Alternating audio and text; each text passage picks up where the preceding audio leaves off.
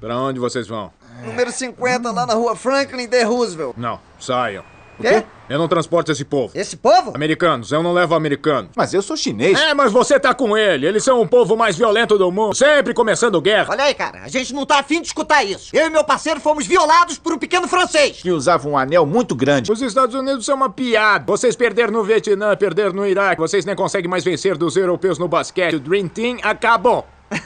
Eu não te escutei direito. Fala de novo sobre a NBA, você não vai ter coragem. Mesmo aquelas mulheres magrelas me dão nojo. Halle Berry. Ah, não, agora você foi longe demais. Você quer violência, seu francês pentelho, hein? É isso que você quer? Você conseguiu! Carter, abaixa essa arma. Fala que ama os Estados Unidos. Eu amo os Estados Unidos. Não me mate. Canta o hino nacional. Alonso Fonder. Não, esse não, cara. Canta o americano. Eu não sei. Oh, say, can you see?